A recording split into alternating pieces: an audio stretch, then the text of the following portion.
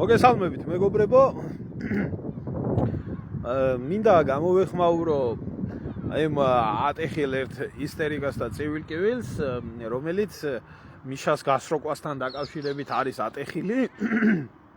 მოკლედ ფრი მიშა ძალაშია ჩვეულებრივად, ფრიფრის იძახის ნიშისტები რა თქმა უნდა. So დიქტატურაო, ქოც ბანდა და ქოც ამომრჩეველი კმაყოფილია.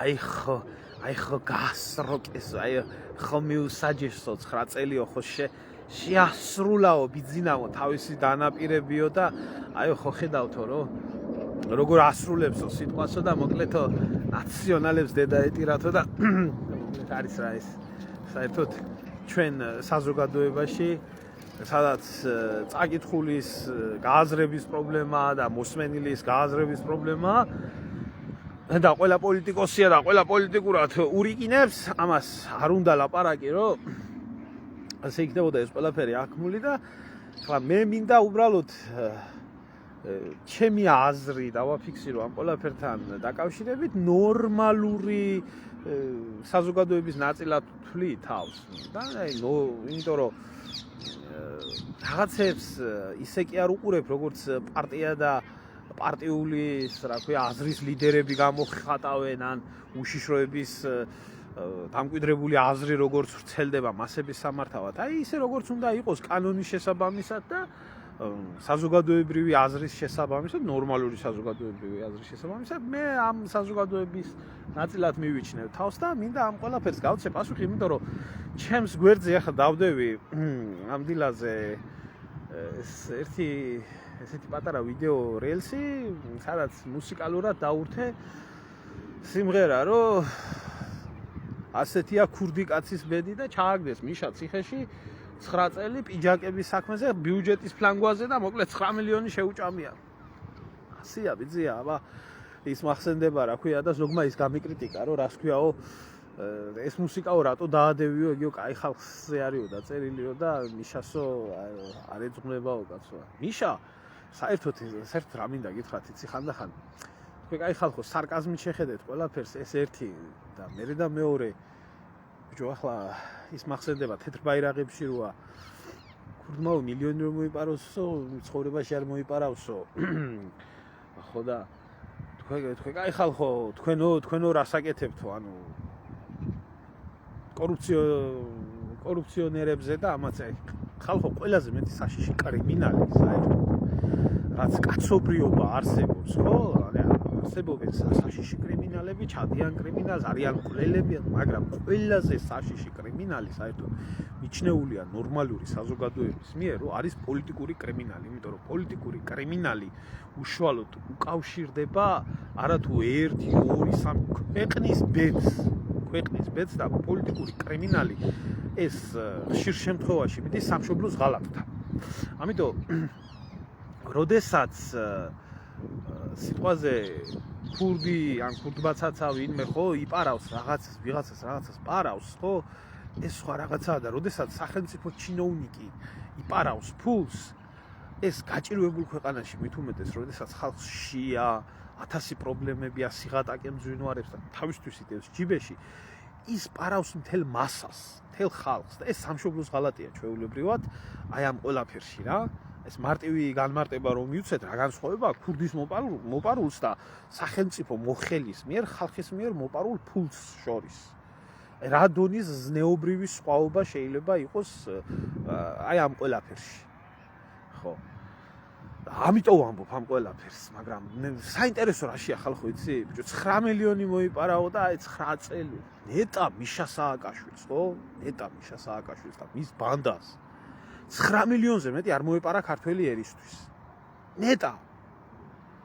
აი იცი როგორი ბედნიერები ვიქნებოდი, დუბაი მიმიქარავს ესე ვიცხოვრები ხალხო.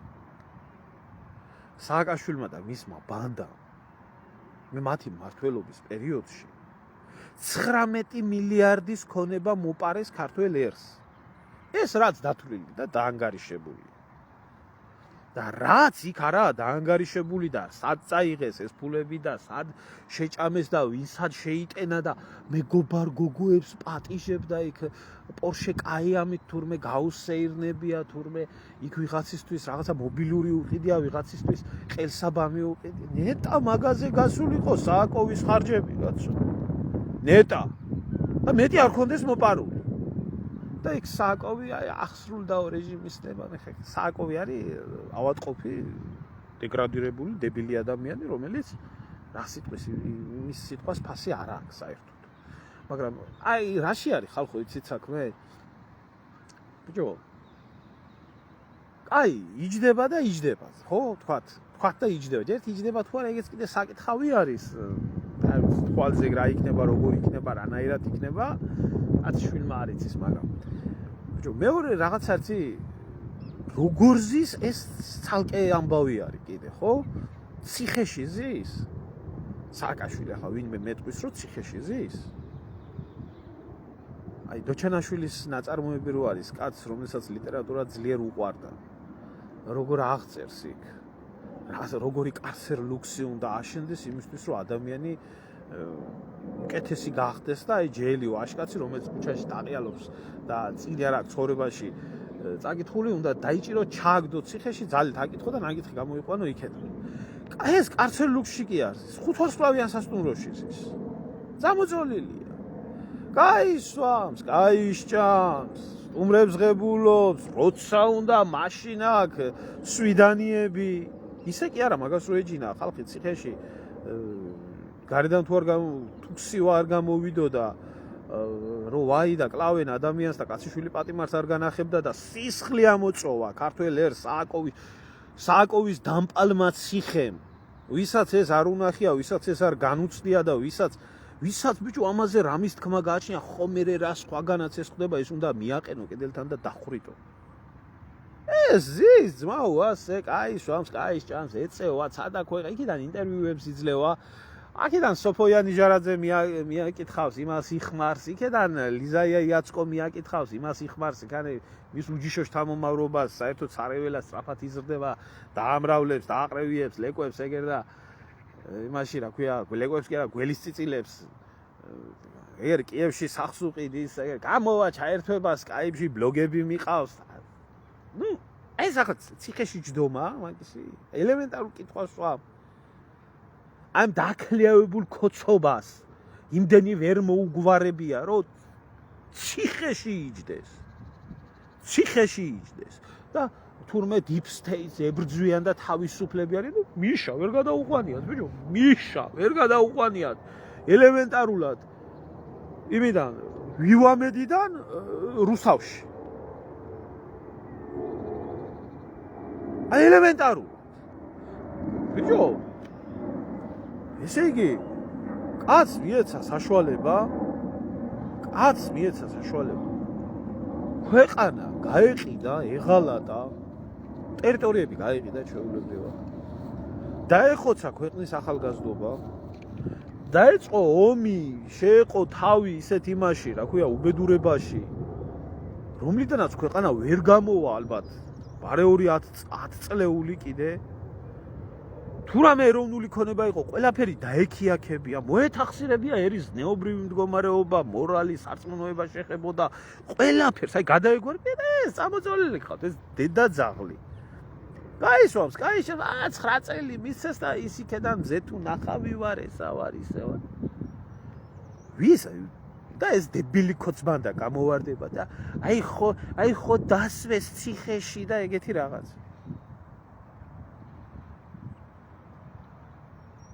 ხალხო აი ელემენტარულს ვერ ხვდები იცი აი გუშინ ახლა მეგობარს ველაპარაკებოდი და ამ საკითხთან დაკავშირებითაც შევეხეთ ამ იმას და აი უბრალოდ როგორ დაგვრცინიან ხო აი როგორი დაცინო არისო ახლა ეს რაც ხდებაო სააკაშვილთან დაკავშირებით წარმოიდგინეო რომ აი 100%-იანი ნათქვამია რომ ჰიტლერი, გიმლერი, ესენი, გერინგი, ესენი ვინც იყვნენ ფაშისტი დამნაშავეები კაცობრიობის წინაშე. ნიურნბერგის პროცესზე ეს ხალხი რომ გაესამართლებიათ, იმის გამო რომ ისინი ოდესღაც სადღაც მიუნხენის ლუდის ბარში იკრიბებოდნენ, ლუდს სვამდნენ, ნისიათ ჰქონდათ ახებული და ის არ გადაიხადეს ან იჩხუბეს იქ ბარში სადღაც. და არა იმისთვის, რაც ნაციზმმა ჩაიდინა, ფაშიზმმა. აი ეს ერთი არის რომ ზის, მაგრამ მეორე არის რის გამო ზის. ადამიანს, უდანაშაულო ადამიანს, რომლებსაც ასობით, ათასობით იჭერდა და ზოგს სამშობლოს ღალატს აბრალებდა, ზოგს იმას რა ქვია, მკვლელობას აბრალებდა, ზოგს 1000 ბინძურეს, 1000 ბილწებს, ზოგს აგენტობას აბრალებდა, და პატიოსანი ხალხი ტყილა უბრალოდ იჯდა ციხეში და ტყილა უბრალოდ იხდიდა სასჯელს, ეს ერთი, მაგრამ რის გამო იხდიდა სასჯელს? კაცი რომელიც არ მოუკლია, ღალატი რომელიც არ ჩაუდენია, აგენტობა რომელიც არ უქნია და ეს არის მეორე მორალური სიმძიმე, რომელიც ადამიანს თავისუფლების აღკვეთის გარდა ტანჯავს შინაგანად. და სული ძრება იმაში, რომ ეს როგორ დამაბრალეს, მე რო აქედან გავალ თავი როგორ უნდა გავიმართლო, რომ მე სამშობლოს მოღალატე არ ვიყავი და რა ვიცი ეს მიშას და ამათი დამპალი რეჟიმი რამდენი ხანი იარსებობს. ხო, აი ბოლო-ბოლო ამ ხალხის მიმართ ღირსების აღდგენა ამდენი პოლიტპატიმარი ყავდა ქვეყანას.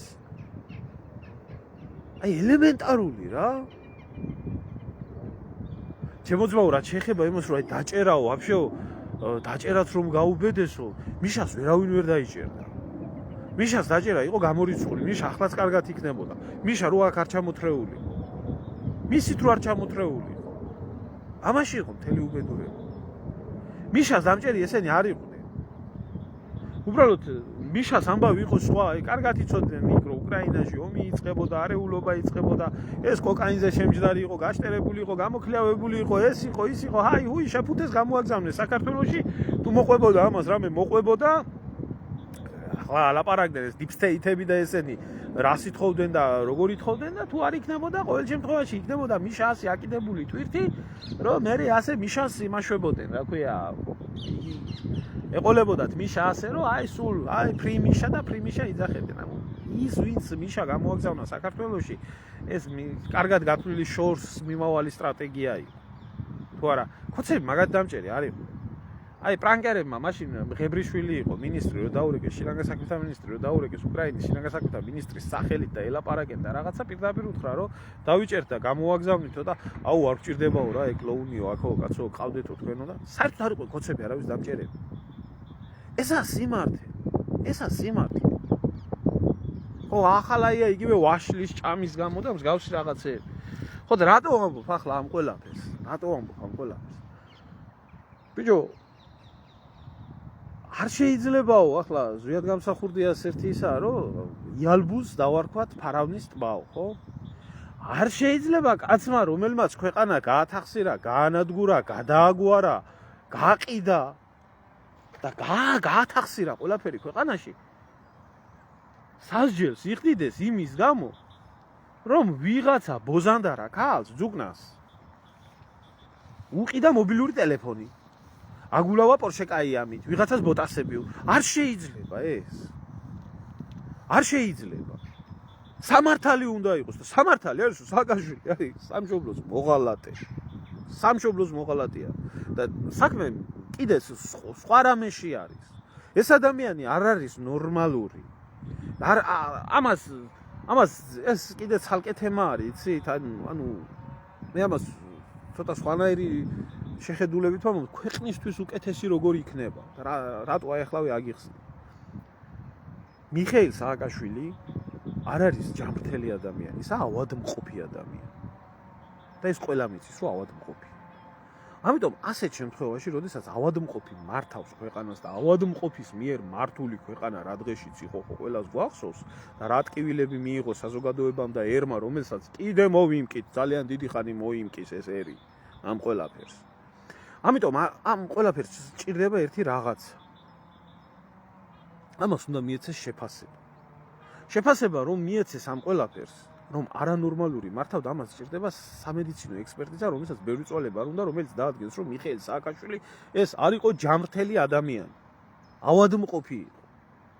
ეს მე კი არ გახდა ავადმყოფი, ახლა რომ დემენციები და ესენი რომ იყო ავადმყოფი და რატოა საჭირო აი აგიხსნით ახლა ეს რა რატოა საჭირო იმიტომ რომ ამ ავადმყოფი ადამიანის დროს მოწერილ ხელშეკრულებებს რომელიც ხელშეკრულებებიც დაიდო საქართველოს სახელმწიფოს სახელით და აბსოლუტური უმრავლესობა ერთის ხელშეკრულება არა საქართველოს სასიკეთოდ დადებული ამ ყველაფრის დენონსირება მოხდეს იქიდან გამომდინარე რომ პრეზიდენტი ვინც ამას ხელს აწევდა გადაწყვეტილების მიღების პირი არ იყო ნორმალური არ იყო ჯამრთელი და როგორ შეიძლება ავადმყოფ ადამიანს ხელი მოეწერა რაღაცისთვის რაც სასიკეთო იქნებოდა მაგრამ ამ შემთხვევაში ჩემო კარგო მეორე დილემა დგება ну ეს არის სირცხვილი ერის მაგრამ ჯობია აღიარო რომ ქვეყანას 9 წლის მანძილზე მართავდა დებილი ავადმყოფი ყოფილა ქვეყნების მე ვფიქრობ რომ ეს ჯობია იმიტომ რომ ეს ქვეყანას ბევრი რაღაციდან გაანთავისუფლებს ბევრი ხელშეკრულების წამგებიანი ხელშეკრულების დენონსაციის საშუალებას მიცემს და ამ შემთხვევაში ამ ავადმყოფ ადამიანს უნდა მიესაჯოს იძულებითი მკურნალობა ფსიქიატრიულ დაწესებულებაში მაგრამ ეს არის სახელმწიფოსთვის არის კარგი რომ ეს მომავალში ის ხელშეკრულებები კიდათ გარეჯთან დაკავშირებით ავიღოთ სიტყვაზე ვამბობ ან სხვა რაღაცასთან დაკავშირებით რომელიც არის დადებული იქნას დენონსირებული რთულად მაგრამ მაინც იქნას არსებობს მეორე გზა შეფასდეს ეს ყველაფერი ჩაითვალოს სააკაშვილი ნორმალურ ადამიანად და ერქვას იმას ნორმალური ადამიანი რომელმაც ჩაიდინა სამშობლოს ღალატი 1000 უბედურება ქვეყნის მიმართ და მიესაჯოს სამუდამო პატიმრობა. ასეთ შემთხვევაში სააკაშვილის ჩადენილი დანაშაულებები, რომლებიც არსებობდა მთელი ამ ხნის მანძილზე, მოუწევს სახელმწიფოს გამოსწორება და არ იქნება ეს ბერკეტი. ხო, აი, შოთა, აი, სვამს კითხვას მართლა ვერ გავიგე, რაც აქვს დაშავებული იმაზე, რატო არ ზის. ვერცერთ ნორმალური ადამიანი მაგას ვერ გებულობს, ძმაო. ვერცერთ ნორმალური ადამიანი მაგას ვერ გებულობს. სამართლებრივი შეფასება ამ ყველაფერს არ გააჩნია.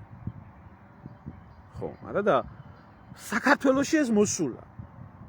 ეს ქოცებმა დაამკვიდრეს, რომ ქართულ საზოგადოებას ყველაფერი შეიძლება აკადრო. და ქართულ საზოგადოებას შეიძლება აკადრო ის, რომ ტოტალურ დამნაშავეებს, მთელ ამ გველის წიწილებს გამოუცხადო ის, რომ იცით რა, დასავლეთში არ უნდათ ამის გაგება და უნდა გამოაცხადოთ კოჰაბიტაცია და დადგე კანონზე, სამართალზე, სახელმწიფოზე, თავმოყარეობაზე, ერისნდობაზე, ყველაფერზე მაღლა დადგე და იყო ისეთი უნამუსო ნაგავი ადამიანი, როგორც არის ბიძინა ივანიშვილი და ქართული ოცნება და მთელი ამ ხნის მანძილზე ასე უთრიო ბაწერი და როცა მიდგება საქმეზე, პიჯაკების გულისთვის შეთხარო 9 წელიწადი და დააჯდე მერე და უყურო და ალბათ 2000 ახლა 30 წლისთვის თქვენ გონიათ 9 წელიწადი მის ჯიდან ითვლება, დაკავების მომენტიდან ითვლება. დაჭერილი არის იმაში, რა ქვია, 2021 წლის ოქტომბერში და გამოვა 2030 წლის 2030 ეს ამათთვის საკრალური დღე არის. ისევ 1 ოქტომბერს ბიძინაობა დღეს. ხო, ამ საერთოდ უყვართ ამათის საკრალური რიცხვები. ხო.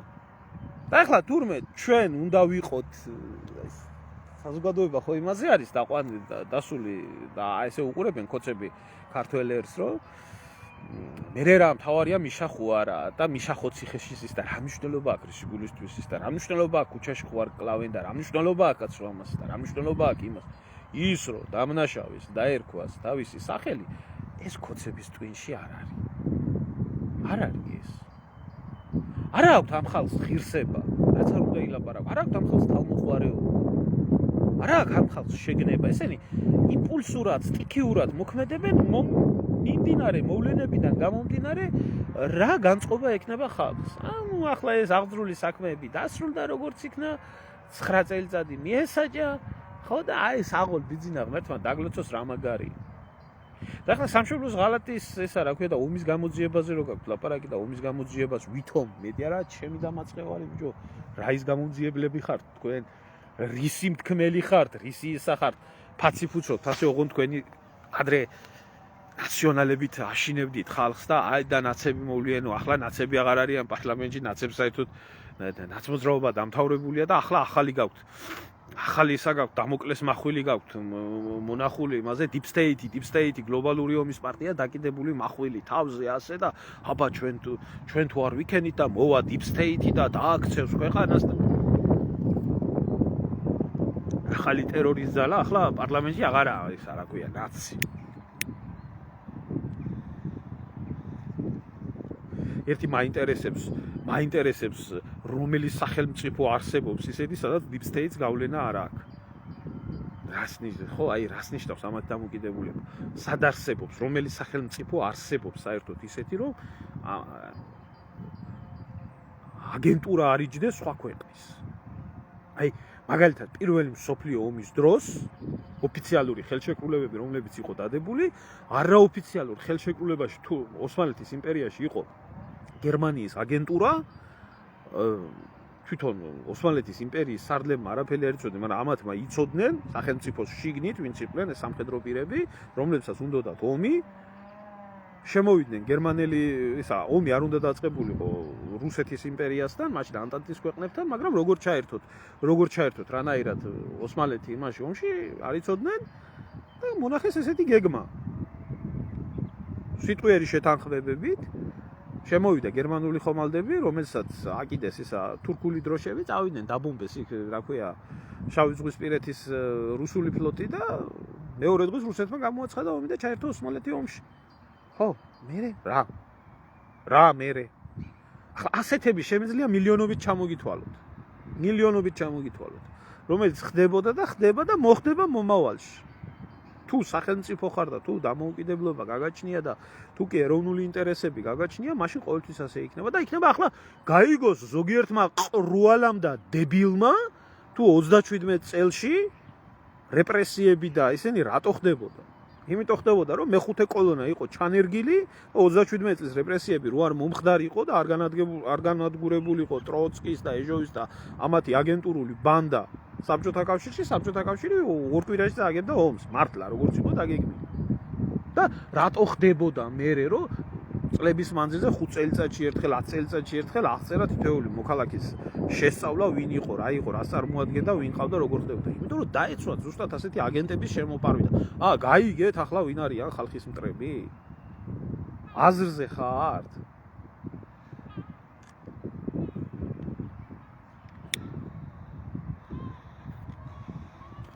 და ჩვენთან საქართველოში deep state და ეს რა ქვია გლობალური ომის პარტიები და ესენი იმათ კი არ ზიან იმაში რა ქვია 1 და 2 კი არა ამათი ცხოვრების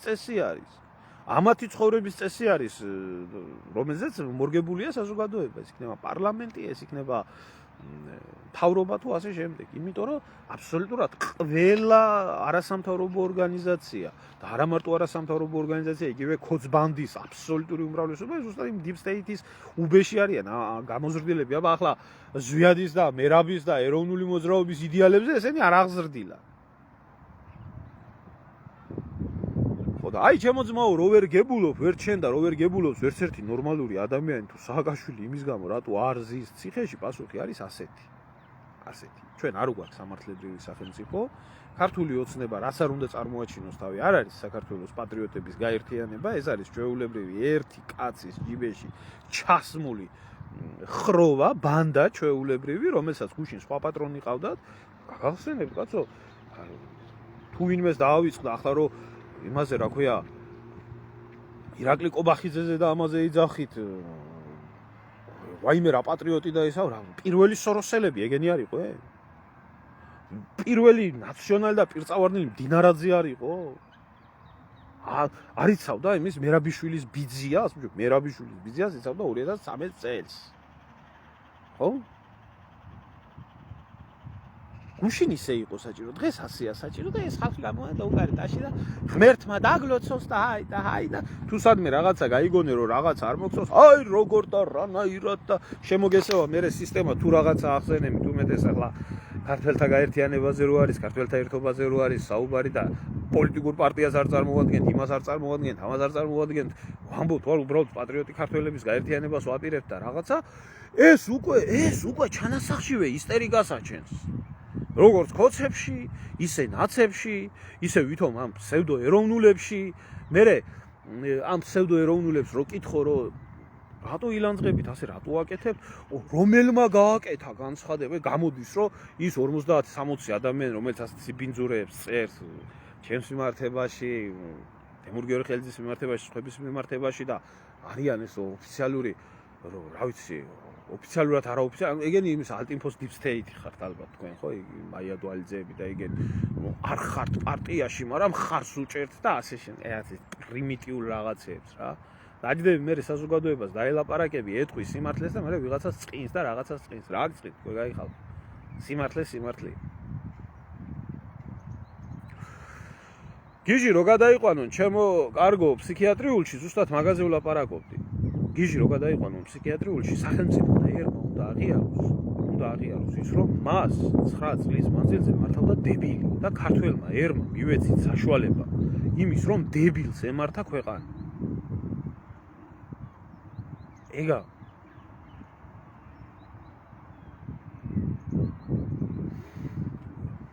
როგორ არ იყო კაცო? ყველა მითხარი ერთი ზვიადის მომხრე რომელი იყო და რომელია მთავრობაში, ან ოპოზიციაში, ან პოლიტიკაში რომელს ხედავ. ყველა ზვიადის მტრები იყვნენ, ყველა ეროვნული მოძრაობის მტრები იყვნენ. აქ ზვიადიზმზე კი არაა საუბარი და ზვიადისტობაზე კი არაა საუბარი. კანონიერი იყო ის ხელისუფლება და ვინმეს მოწონდა თუ არ მოწონდა, მისი დამხობის უფლება არავის არ ჰქონდა. და დღემდე ვიმკით იმას, რაც მაგათმა გააკეთეს. მათ შორის კობახიძის მამამ და სხვა პუტჩისტებმა, გოგა ხუინდრავებმა და იმათმა გამოტენილი რო ყავთ ეს. გუშინ რო სალომე ზურაბიშვილს უკანალში უძრებოდნენ და ამერიკალი არ ყავდა საქართველოს რამის ეს იმათ იყო გამოცხადებული და მე რო რა ქვია თურმე ფაშისტებთან თანამშრომლობდაო მე რო ეძახი. მე იტყვიან რატო ლაპარაკობ, რატო იგინებ? მე ასეთ საზოგადოებას პატივი როგორ უნდა ვცე? პატივის ცემას უნდა იმსახურებ. მე არ ვცემ პატივს ეს ნაგავ ადამიანებს და არ ვცემ პატივს მათ მიერ გატარებულ პოლიტიკას. არ ვცემ. არ იმსახურებენ და იმიტომ დამემტკიცოს ვინმე რომ იმსახურებენ ეს ხალხი პატივისცემას და დამიჯდეს ვინმე ნორმალური ადამიანი და ამიხსნას რომ 2012 წლიდან დღემდე ამათმა გააკეთეს სამართლებრივად სწორი გადაწყვეტილებები, ეკონომიკურად სწორი რეფორმები, იდეოლოგიურად სწორი ნაბიჯები და მე ამას უბრალოდ ვერ ვხედავ. ისევე როგორც სხვათა შორის ისტერიკის ამტეხავებს მინდა გითხრათ რა, განსაკუთრებით იმას რო იძახით, რომ თურმე მე პატრიარქს ვაგინებ, ერთი გინებით მე არასდროს არ მიგინებია.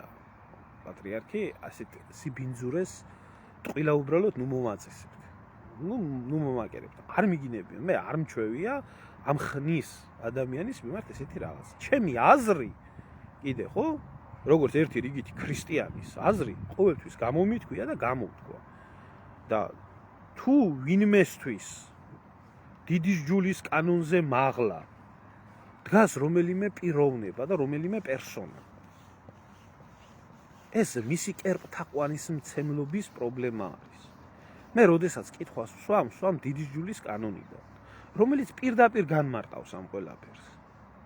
და როდესაც მე ვსვამ კითხვას, რომ რატომ დადგა ეს ადამიანი და მათი გაერთიანება ეროვნული ხელისუფლების წინააღმდეგ? რატომ მოხდა ისე, რომ ხალხი დააჩოქა შევარდნაძის მიმართებაში? რატომ მოხდა ისე, რომ ქართველების და აფხაზების ჯალათი რაჩოვები და ისა, რა ქვია, მთელი ეს წეული ხალხი და იგივე შევარდნაძე ნათლულებად გაიხადა? რატომ მოხდა ძალიან ბევრი კითხვები, რომლებიც გამაჩნია, რომელიც მიდის ამ ყველაფერთან. რატო ხდება ისე, რომ დღეს დიდი ჯულის კანონი უგულებელ ყოფილია? არ ხდება ეს ყველაფერი ასე. თუნდაც ელემენტარული, ჩემი ბრალი არის ის, რომ პატრიარქმა მოითხოვა სამშობლოს ღალატის მუხლის გაუქმება, რომელიც ნაცებს მოთხოვა და ნაცებმაც გააუქმეს. ანუ რატო მოხდა ეს ამიხსნას ვინმე? ჩემი არაა ეგ ქვეყანა, ხო? მე არ მეკუთვნის და აი მე თუ ამ კითხვას ვსვამ, ესე იგი თურმე მე ვარ ესა მაგინებელი და რწმენთ თქვენ ხართ იგი დიდი მორწმუნეები. ხალხს ღმერთი არ გზავს, ჯულის კანონი არ გზავს. ქრისტიანობაზე დებთ თავს და პატრიარქი გზავთ რო გკითხოთ. ეს უშიშროების ჩამოყალიბებული ესა რა ქვია, ჩადებული ესა თავში ზომბირება ადამიანების. ვინც პატრიარქზე რამე სიტყვის ის ეგრევე ისა. შეკითხვის დაცმაც რო არ შეიძლება შიში და ტერორში. როგორ შეიძლება უწმინდეს და უნეტარეს სიტყვაზე ეძახდი ადამიანს, როდესაც თვითონ უფალს მიმართავ წმინდაო ღმერთო. როგორ შეიძლება უწმინდესი იყოს, უფალზე მაღალი მდგომი იყოს ადამიანი მიმართვაში. ხო, მაგ მე ასეთი დამოკიდებულება და რა ვქნა ახლა თუ ვაზროვნებ და თუ ეს ჩემი ფიქრი არის და თუ ეს ჩემი შეხედულება არის, ეს პრობლემა არის?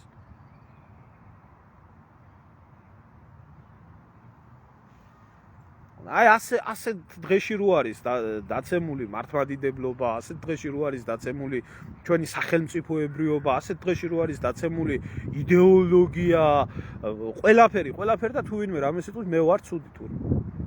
და თქვენ ხართ იღავით ბატონო, არ მაქვს პრეტენზია, კარგი ვიყო.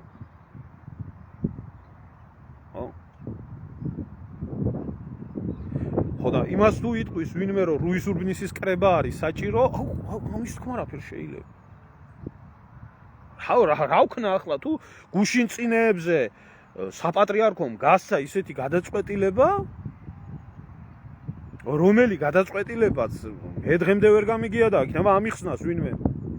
როგორ შეიძლებოდა ელემენტარული სვეტიცხოვლის ტაძარში ვახტანგ გორგასლის, გიორგი მეშვიდის, ერეკლე მეორის გვერდით ნუგზარ ბაგრატიონი დაესაფლავებიათ, რომელსაც მე არ ვიცი რა დამსახურება აქვს ქართველი ერის მიმართ და რა თუ შეიძლება ამიხსნას ვინმე ვითხოვ, მაგრამ ვერავინ ვერ მიხსნის. საპატრიარქომ მიიღო ეს გადაწყვეტილება და დაასაფლავა. გავჩუმდი, არ შეიძლება ახლა ამის თქმა. არ შეიძლება ეს როგორ შეიძლება როგორ თქვა. ეს ხო დანაშაულია.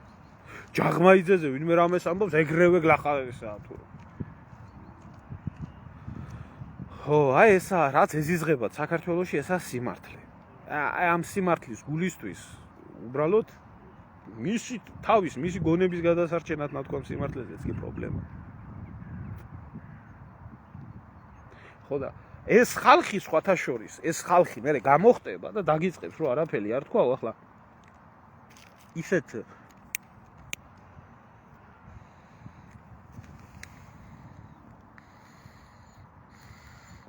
სასულიერო პირებზე, რომლებიც მაგალითად იგივე მიშას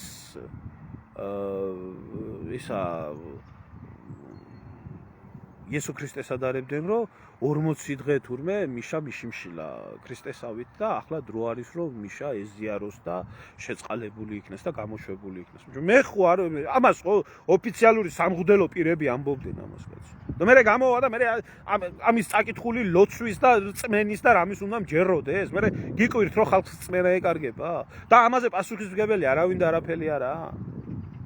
და მარტო ცავა არის, და მარტო ერთი პეტრე ცავა იყოს პრობლემა. არის შემოკარგება. ასე რომ მიშას გასროკვა ამ ფორმით და მიშას ციხეში ასეთი ჯდომა და ასეთი იურიდიული შეფასება, როგორიც აქვს მინიჭებული მიშას, ეს არის შემოკარგება თითოეული ქართველის შეურაცხყოფა და სულში ჩაფურთხება. რომ იცოდეთ ის მეტი სხვა არაფერი არა. და ეს აკლოუნა და დაცინვა ქართველი ერის. ტაშს მოუკრავთ ყველა უბრალოდ. არა ეს ტაშის დასაკრავის სამხური. ეს სამარცხვი. და ისიც კიდე როგორ ზის ის ცალკე საკითხავი. და აუ როგორ შეიძლება პრეზიდენტის დაჭერა. ადით ეგერ გადახედეთ ერთი სამხრეთ კორეას. რეკორდი აქვს მოხსნილი პრეზიდენტების დაჭერაში. 8 თუ 9 პრეზიდენტი ყავს დაჭერილი კორუფციის გამო. ხო, ჩრდილო კორეაზე არა მაქვს, სამხრეთ კორეაზე მაქვს ლაპარაკი. განვითარებულ სამხრეთ კორეაზე, რომლის Samsung-ითაც ალბათ ნახევარზე მეტი მიყურებთ. იჭერე. დამნაშავე როცა არის და მოღალატე როცა არის, მისი ქვეყნის იჭერე, იქ. თავზე არავინ არ უსვებს ხელს. კარგად ზანდებოდეთ. ღმერთმა გამძლეობა და მშვიდობა მოგცეთ. და აი ამ ყვილის ქვეყანაში, ცრუთა ქვეყანაში, რა ვიცი, ნათელი თვალეთ და ნათელი გონებით დაგენახოთ ის რაც ხდება სინამდვილეში. ამიტომ მიმიფურთხებია ყველა ქოცისთვის და ყველა ნაცისტვის.